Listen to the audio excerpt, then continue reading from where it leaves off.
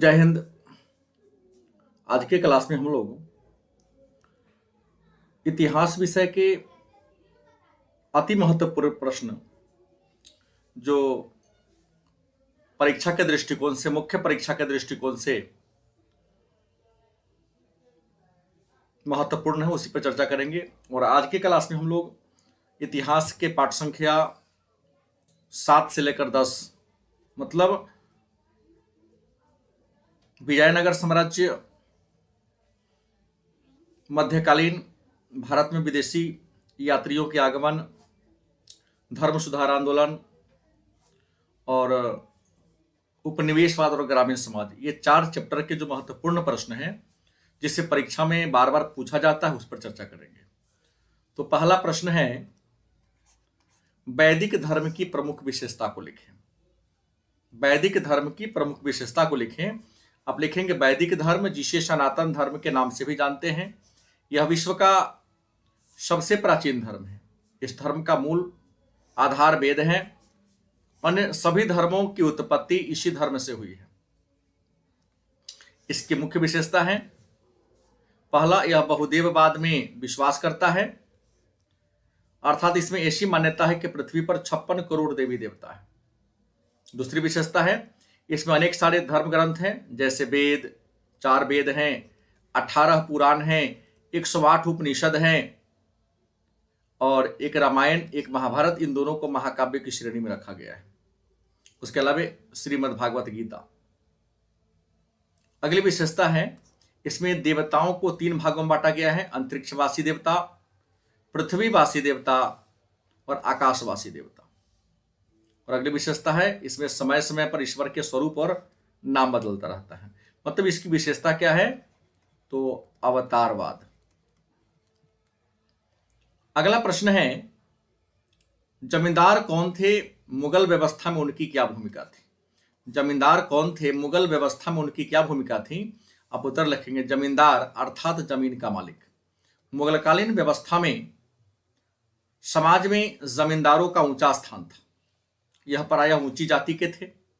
अबुल फजल के अनुसार जमींदार ब्राह्मण और राजपूत जाति के थे। मुगलकालीन व्यवस्था में जमींदारों की भूमिका निम्नलिखित है। नंबर 1, यह प्रायः धनी होते थे। इनके पास अपनी व्यक्तिगत भूमि हुआ करती थी, जिसे मिल्कियत कहा जाता था। दूसरी विशेषता है, जमींदार मजदूरों से जमीन पर दैनिक मजदूरी पर काम करवाता था। तीसरी विशेषता, जमींदार राज्य की ओर से अपने क्षेत्र में निवास करने वाले किसानों से कर वसूलता था। चौथी विशेषता, जमींदार का पद अनुवांशिक होता था, जिन्हें विरासत के रूप में जमीन मिलती थी। और 5वीं विशेषता है, सभी जमींदार अपने पास सैनिकों का एक टुकड़ी रखता था, जो युद्ध के समय राजा को या सहयोग के रूप में भेजा जाता था। तीसरा प्रश्न है, आयंगर व्यवस्था से आप क्या समझते हैं। तीसरा प्रश्न है, आयंगर व्यवस्था से आप क्या समझते हैं। उत्तर होगा, विजयनगर साम्राज्य एक विशाल साम्राज्य था। इसका शासन की सुविधा हेतु संपूर्ण साम्राज्य को प्रांत में, प्रांत को मंडल में, मंडल को बलनाडु में और बलनाडु को नाडु में विभाजित किया गया था तथा सभी स्तरों पर शासन की देखरेख के लिए 12 व्यक्तियों को मिलाकर एक समूह का गठन किया गया था, जिसे आयंगर व्यवस्था कहते हैं। इसके पद अनुवांशिक होते थे और इनके वेतन के बदले में करमुक्त भूमि दी जाती थी। तो यह है आयंगर व्यवस्था और इसका संबंध विजयनगर साम्राज्य से है। अगला प्रश्न है, विजयनगर साम्राज्य के किन्हीं 4 ऐतिहासिक इमारतों का उल्लेख करें। प्रश्न है, विजयनगर साम्राज्य के किन्हीं 4 ऐतिहासिक इमारतों का उल्लेख करें। या इस प्रश्न को अन्य तरीके से पूछा जा सकता है कि विजयनगर साम्राज्य के सांस्कृतिक उपलब्धियों का वर्णन करें। या इसको और तरीका भी पूछने का है कि विजयनगर साम्राज्य की स्थापत्य कला की विशेषताओं को लिखें। मतलब विजयनगर की ऐतिहासिक इमारत या सांस्कृतिक उपलब्धि या स्थापत्य कला, 3 तरीका से इस प्रश्न को पूछा जाता है। तो आप लिखेंगे, विजयनगर साम्राज्य भारतीय इतिहास में अपने सांस्कृतिक उपलब्धियों और स्थापत्य कला के लिए प्रसिद्ध है, क्योंकि इस साम्राज्य के राय मतलब राजा ने अपनी उपलब्धियों को दिखाने के लिए ऊंचे ऊंचे भवन, मंदिरों का निर्माण कराया, जिसमें प्रमुख हैं नंबर 1 महानवमी डिब्बा, इतिहासकारों ने इस भवन को विजय का भवन कहा है। यह भवन शहर के बीच ऊंचे स्थान पर विशाल मंच के रूप में बना है। इसका उपयोग धार्मिक अनुष्ठान के लिए तथा राय के द्वारा अपने ताकत और रुतबा को दिखाने के लिए किया जाता था। मैं पहले बोल दिया हूं, यहां राय का मतलब क्या होता है? राजा या शासक। दूसरा है कमल महल। यह विजयनगर की सबसे सुंदर इमारत थी। यह एक परिसदन था जहां राजा अपने सलाहकारों से मिलता था। इस भवन में 9 मीनारें थी, जिसमें बीच की मीनार ऊंची और किनारे वाली छोटी थी, जो दूर से देखने पर कमल के समान प्रतीत होता है। अंग्रेज यात्रियों ने इसे कमल महल कह डाला। तीसरा भवन है जो स्थापत्य कला का उदाहरण है, विट्ठल मंदिर। इसकी नींव देवराय द्वितीय ने डाली। यह मंदिर एक वर्गाकार चबूतरा पर है। इसकी आकृति रथ से मिलता जुलता है। यह मंदिर विष्णु को समर्पित है। इस मंदिर के बाहरी दीवार पर तांबे का परत चढ़ाया गया है। चौथा भवन है विरूपाक्ष मंदिर। यह मंदिर कृष्णदेव राय के राज्यारोहण के उपलक्ष्य में कराया गया था। यह शिव के विरूपाक्ष रूप को प्रदर्शित करता है। तो यह रहा विजयनगर साम्राज्य के सांस्कृतिक उपलब्धि या स्थापत्य मतलब प्रमुख भवन। अगला प्रश्न है कृष्णदेव राय के उपलब्धियों का वर्णन करें। कृष्णदेव राय के उपलब्धियों का वर्णन करें। आप लिखेंगे कृष्णदेव राय विजयनगर का सबसे महान शासक था। कृष्णदेव राय विजयनगर साम्राज्य के सबसे महान शासक थे। ये तुलुब वंश के महान शासक थे। इनका शासनकाल 1509 ईस्वी से 1529 ईस्वी के बीच था। विजयनगर की लगभग सभी उपलब्धियां इन्हीं के नाम से जुड़ी हैं। यह स्वयं महान विद्वान थे, कला एवं विद्या के पोषक थे। इन्होंने तेलुगु राजनीति पर अमुक्त माल्याद नामक पुस्तक लिखी तथा जामवंती कल्याणम की भी रचना किया था। यह संस्कृत भाषा में। इनका काल तेलुगु साहित्य का उन्नति का काल था। इनके दरबार में तेलुगु भाषा के 8 विद्वान रहते थे, जिन्हें अष्टदिग्गज कहा जाता था। इनमें सबसे प्रधान अलासीनो पेदना था। तेनालीराम इन्हीं के दरबार में अर्थात कृष्णदेव राय के दरबार में रहते थे। कृष्णदेव राय अपने को आंध्रभोज कहा है। कृष्णदेव राय अपने को आंध्रभोज कहा है। इन्होंने जनता के कल्याण के लिए तथा कृषि की उन्नति के लिए अनेक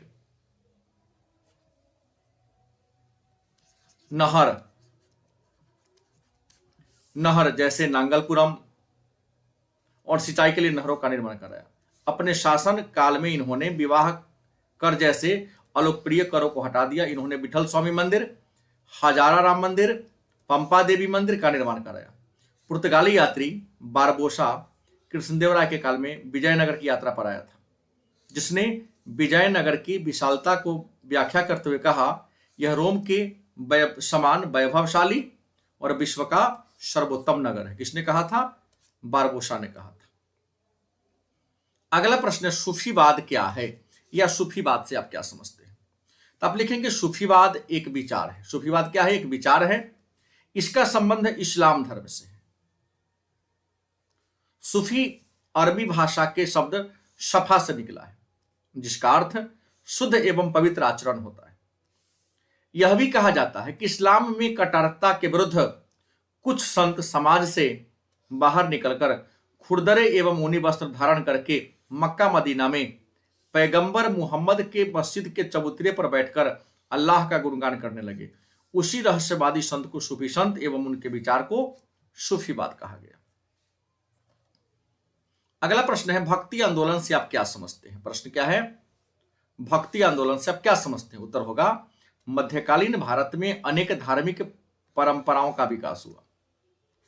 मध्यकालीन भारत में अनेक धार्मिक परंपराओं का विकास हुआ, जिस कारण धर्म में अनेक सारी विडंबनाएं प्रवेश कर गई। एक धर्म के लोग दूसरे धर्म के लोगों को नीचा समझने लगे तथा इस धार्मिक भेदभाव के कारण विकास का मार्ग अवरुद्ध हो गया। अतः इसी विषम परिस्थिति में हमारे भारत में कुछ संतों का उदय हुआ, जिन्होंने भक्ति को साधन बनाकर एक आंदोलन प्रारंभ कर दिया। इसे ही भक्ति आंदोलन कहा जाता है। इस आंदोलन की शुरुआत दक्षिण भारत में हुआ था। इस आंदोलन के प्रमुख संत रामानुज, माधवाचार्य, निम्बकाचार्य और वल्लभाचार्य थे। अगला प्रश्न है चिश्ती संप्रदाय के प्रमुख संतों का परिचय दें। चिश्ती संप्रदाय के प्रमुख संतों का परिचय दें। अब लिखेंगे चिश्ती संप्रदाय के प्रवर्तक ख्वाजा मोइनुद्दीन चिश्ती थे, जो भारत में 1192 ईस्वी में मोहम्मद गोरी के काल में आए थे। इनका दरगाह अजमेर में है। मोहम्मद गोरी ने इन्हें सुल्तान उल हिंद अर्थात हिंद का आध्यात्मिक गुरु की पदवी से सम्मानित किया। इस संप्रदाय के प्रमुख संत थे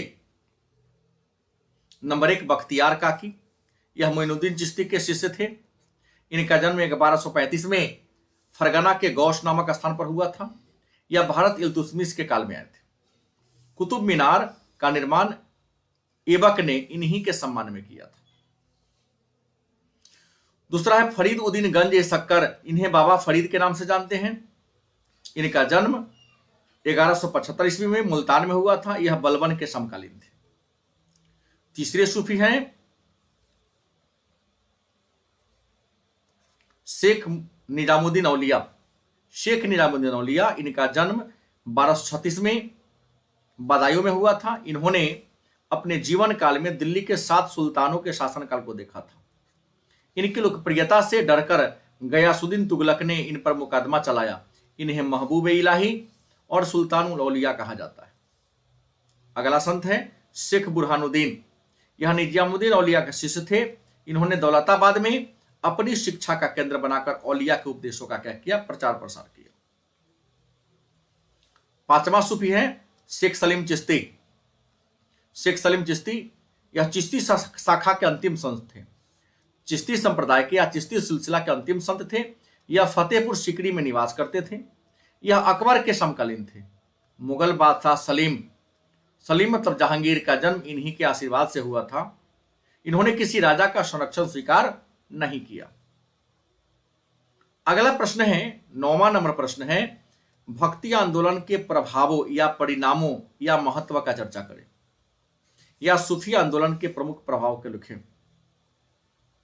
तो भक्ति आंदोलन के प्रभाव या परिणाम की बात करें तो 10वीं और 11वीं शताब्दी में भारत में धर्म के क्षेत्र में जो बुराइयां थी उसे दूर करने के लिए कुछ संतों का प्रादुर्भाव हुआ, जिन्होंने अपने विचारों के द्वारा धर्म में छुपी बुराइयों को निकालने का काम किया।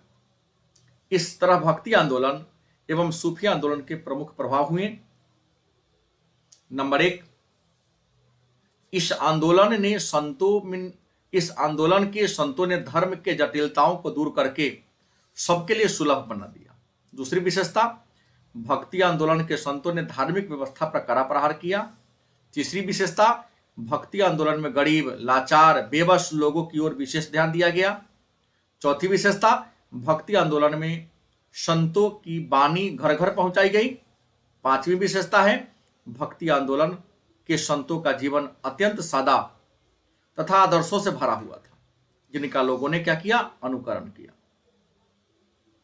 अगली विशेषता है नृत्य एवं संगीत ईश्वर से प्रेम करने का साधन बताया गया। और छठी विशेषता है 7वीं, इस आंदोलन ने जाति प्रथा, छुआछूत जैसी व्यवस्था को कमजोर कर दिया। 10वां प्रश्न है झूम खेती के बारे में आप क्या जानते हैं? झूम खेती के बारे में आप क्या जानते हैं? उत्तर होगा झूम खेती, जिसे आदिकालीन जीवन निर्वाह खेती भी कहते हैं, इसे पहाड़ी क्षेत्रों में किया जाता है। इसमें जंगल को काटकर उसे जलाकर उसके राख में बीज डालकर फसल को उगाया जाता है, तो इसे ही झूम खेती या आदिकालीन जीवन निर्वाह कृषि भी कहते हैं। 11वां प्रश्न है यूरोपीय व्यापारिक कंपनियों ने नगरीकरण को कैसे बढ़ावा दिया?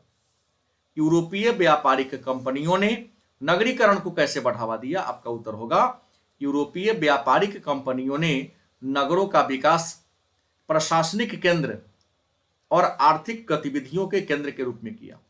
इसका लाभ यह हुआ कि रोजगार की तलाश में बड़ी संख्या में इन नगरों की ओर आकृष्ट हुए। रोजगार की तलाश में लोग बड़ी संख्या में इन नगरों की आकृष्ट हुए। वह कस्बा एक विशाल नगर में बदल गया और औपनिवेशी काल के प्रमुख नगर था कलकत्ता, बंबई, मद्रास और दिल्ली। 12वां नंबर प्रश्न है अस्थाई बंदोबस्त से आप क्या समझते हैं? अस्थाई बंदोबस्त से आप क्या समझते हैं? उत्तर लिखेंगे, अस्थाई बंदोबस्त ब्रिटिश काल में भू राजस्व वसूली की एक व्यवस्था थी, जिसकी शुरुआत 1793 ईस्वी में लॉर्ड कर्नवालिस के द्वारा किया गया था। इसके तहत अंग्रेज जमींदारों के साथ एक निश्चित अवधि के लिए राजस्व का सौदा करते थे और समय पर जमा नहीं करने पर निश्चित तारीख पर सूर्यास्त होने पर उनकी जमीन नीलाम कर दी जाती थी। यह व्यवस्था बिहार, उड़ीसा, बंगाल, उत्तर प्रदेश और कर्नाटक के कुछ क्षेत्रों में लागू था। अगला प्रश्न है, अस्थाई बंदोबस्त के लाभ और हानि को लिखें। मोस्ट वीवीआई प्रश्न भी है, प्रतिवर्ष पूछा जाता है। अस्थाई बंदोबस्त के लाभ और हानि को लिखें। आप लिखेंगे, अस्थाई बंदोबस्त राजस्व वसूली की प्रमुख प्रणाली थी जिसके गुण और अवगुण निम्नलिखित हैं। तो पहले गुण जान लेते हैं। पहला गुण है, अस्थाई बंदोबस्त से सरकार की आय निश्चित हो गई। दूसरी विशेषता है, सरकार को बार बार बंदोबस्ती करने की परेशानी से मुक्ति मिल गई। तीसरी विशेषता है, अस्थाई बंदोबस्त से जमींदार को लाभ हुआ क्योंकि वे सरकार के स्वामी भक्त हो गए, जिन्होंने सिपाही विद्रोह के समय सरकार का पूरा पूरा साथ दिया। चौथी विशेषता है, अस्थाई बंदोबस्त हो जाने से सरकारी कर्मचारी तथा अधिकारी को अधिक समय मिलने लगा, जिससे वे लोक कल्याणकारी कार्य करने को तैयार हुए। पांचवी विशेषता है, गुण है, चूंकि इस व्यवस्था में लगान की दर नियत हो गई अतः कृषि में सुधार हुआ, जिससे जमींदारों को क्या मिला? लाभ मिला। लेकिन अस्थाई बंदोबस्त के कुछ अवगुण थे, हानि भी थे। अस्थाई बंदोबस्त के हानि क्या हुए? तो पहली हानि, भूमि कर की राशि इतनी ऊंची कर दी गई जिससे कि जमींदार न चुकाने पर उनकी जमीन को बेचकर राजस्व जमा किया करता था। दूसरी विशेषता, इस व्यवस्था में सरकार ने किसानों के हित पर कोई ध्यान नहीं दिया और अधिक से अधिक कर लगाकर किसानों का शोषण किया। तीसरी विशेषता, लगान की दर नियत होने के कारण सरकार ने भूमि के सुधार के लिए कोई विशेष रुचि नहीं दिखाई। चौथी विशेषता, जमींदार आलसी हो गए, भोग विलास का जीवन व्यतीत करने लगे। और पांचवी विशेषता है, जमींदारों के द्वारा कृषि में सुधार के लिए कोई प्रयास नहीं किया गया तथा वे शहर में जाकर बस गए तथा जमींदार के प्रतिनिधि के द्वारा किसानों का शोषण प्रारंभ हो गया। अगला प्रश्न है, 14वां नंबर प्रश्न है, भारत में उपनिवेशवाद की स्थापना के क्या कारण थे? भारत में उपनिवेशों की स्थापना के क्या कारण थे? आप उत्तर लिखेंगे, भारत में उपनिवेश की स्थापना के मुख्य कारण निम्नलिखित हैं। पहला है कच्चे माल की प्राप्ति। क्या है? कच्चे माल की प्राप्ति। यूरोपीय देशों में व्यापारिक संपन्नता के कारण उद्योग धंधों के लिए कच्चे माल की जरूरत हुई, अतः यूरोपवासियों ने प्राकृतिक संपदा से परिपूर्ण भारत को अपना क्या बनाया? उपनिवेश मतलब गुलाम बनाया। दूसरा है निर्मित माल की खपत। उद्योगों की स्थापना एवं कच्चे माल की उपलब्धता से उत्पादन में तीव्र वृद्धि हुई, अतः अपने उत्पादित माल को बेचने के लिए भारत को अपना उपनिवेश बनाया गया। तीसरी विशेषता है ईसाई धर्म की प्रचार। तीसरा जो कारण था ईसाई धर्म का प्रचार, यूरोपीय देशों द्वारा भारत में ईसाई धर्म के प्रचार के लिए भी भारत को अपना उपनिवेश बनाया गया, क्योंकि अंग्रेज सभी देशों को ईसाई देश बनाना चाहते थे। और चौथा कारण था भारत को गुलाम बनाने का, उपनिवेश बनाने का, प्रतिकूल जलवायु।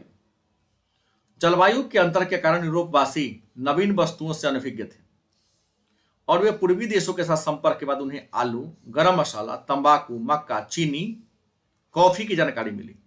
अतः यूरोपवासी ऐसे देश की तलाश में थे जहां इनकी खेती हो सके, और यह कहां का था? भारत का था।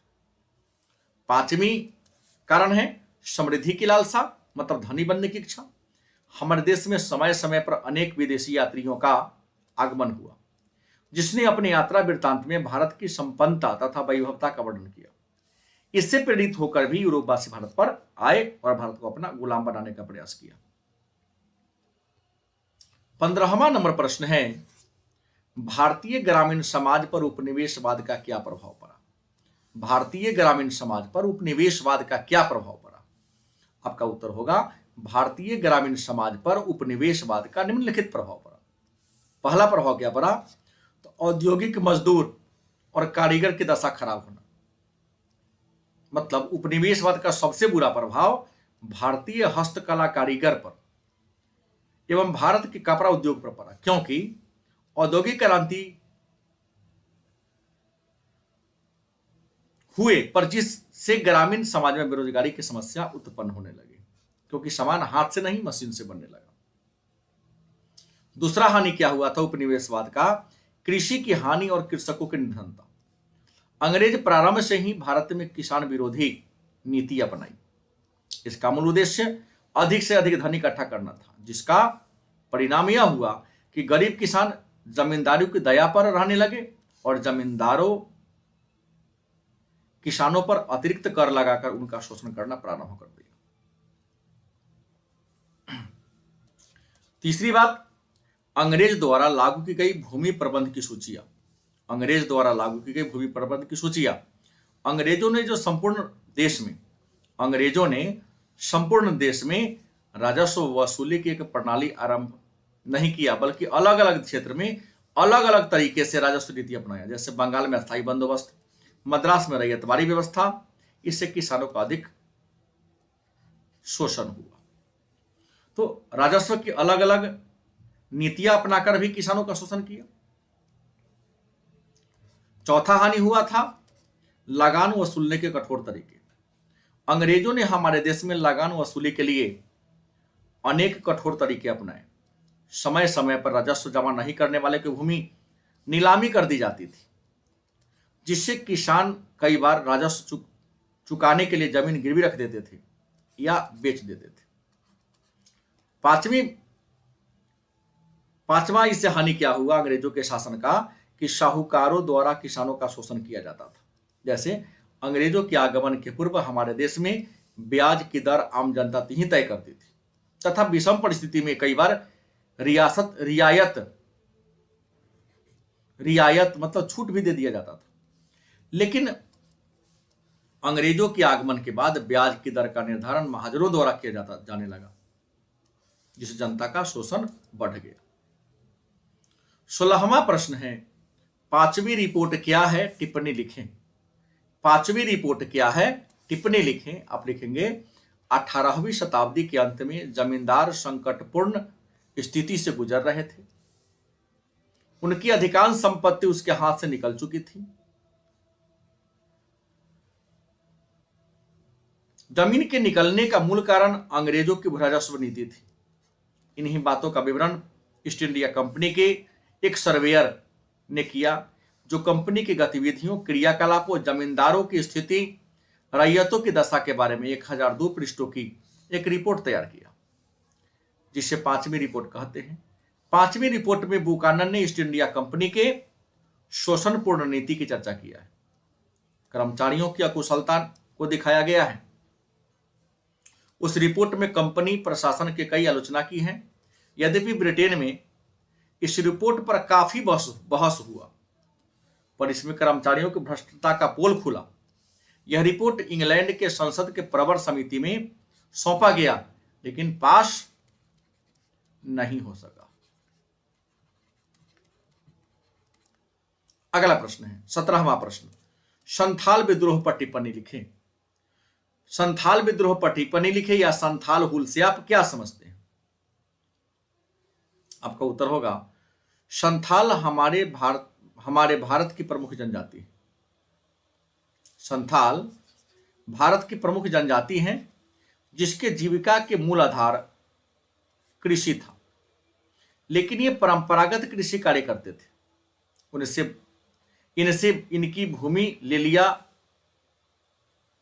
तथा उन्हें राजमहल के पहाड़ी क्षेत्र के निचले भागों में बसने के लिए निर्जन एवं बंजर भूमि का क्षेत्र दे दिया, जो दामिनी कोह के नाम से जाना जाता था। इन्हें 10 वर्षों के लिए किसी प्रकार का राजस्व न देने की घोषणा की। संथालों ने अपने परिश्रम की बदौलत जब इस भूमि को उपजाऊ बना दिया, तो स्थानीय जमींदार ने उस भूमि को अपने अधीन मानते हुए राजस्व लेना शुरू कर दिया, जिसका विरोध संथालों ने किया और अपनी शिकायत स्थानीय पुलिस और सरकार को किया। लेकिन पुलिस ने उनके बात पर ध्यान नहीं दिया और डांट डपट कर मामला को रफा दफा करने का प्रयास किया। लेकिन संथालों को यह बात मंजूर नहीं थी, क्योंकि कृषि में विस्तार से उनके जीवन स्तर और रहन सहन में बदलाव आ चुका था। अब वे खानाबदोश जीवन छोड़ चुके थे और अस्थायी जीवन जीने लगे थे। संथाल अपनी अस्थायी जीवन के साथ एक अलग दुनिया का निर्माण करना चाहते थे जो बाहरी दबाव से मुक्त हो। लेकिन सरकार जमींदार की नीतियों से उन्हें अपमानित होना पड़ता था। इस तरह सरकारी अधिकारियों, व्यापारियों तथा महाजनों के शोषण के विरुद्ध संथालों ने सिद्धू और कान्हू नामक दो भाइयों के नेतृत्व में 1855-56 में विद्रोह किया। इसी विद्रोह का संथाल विद्रोह। यह विद्रोह बड़ा ही भयानक रूप धारण कर लिया, लेकिन अंग्रेजों के कठोर दमन चक्र के कारण इस विद्रोह को शांत कर दिया गया या दबा दिया गया। अगला प्रश्न है, अलबरूनी के बारे में आप क्या जानते हैं? 18वां नंबर प्रश्न है, अलबरूनी के बारे में आप क्या जानते हैं? आप लिखेंगे अलबरूनी मध्य एशिया में स्थित देश ख्वारिज्म का निवासी था। अलबरूनी मध्य एशिया में स्थित ख्वारिज्म का निवासी था। इनका जन्म 4 दिसंबर 973 ईस्वी को हुआ था। यह भारत महमूद गजनवी के साथ 1024 में आया था। यह सीरियाई, फारसी, हिब्रू तथा संस्कृत भाषा का ज्ञाता है। महमूद गजनवी ने इन्हें 1017 ईस्वी में युद्ध बंदी बनाकर ख्वारिज्म से गजनी ले गया था। इन्होंने भारत के बारे में तहकीक हिंद या किताब हिंद नामक पुस्तक की रचना अरबी भाषा में किया था, जिसमें 80 अध्याय है। यह पहला मुसलमान था जिसने पुराणों का अध्ययन किया। इनकी मृत्यु 1048 में गजनी में हो गई। यह भारत 11वीं शताब्दी में आया था। ये रहा आज का महत्वपूर्ण लघुतरीय और दीर्घोत्तरीय प्रश्नोत्तर। तो निश्चित तौर पर इसको सुनकर और याद करेंगे, क्योंकि यह परीक्षा के दृष्टिकोण से बड़ा महत्वपूर्ण है। आज की क्लास में इतना ही। धन्यवाद।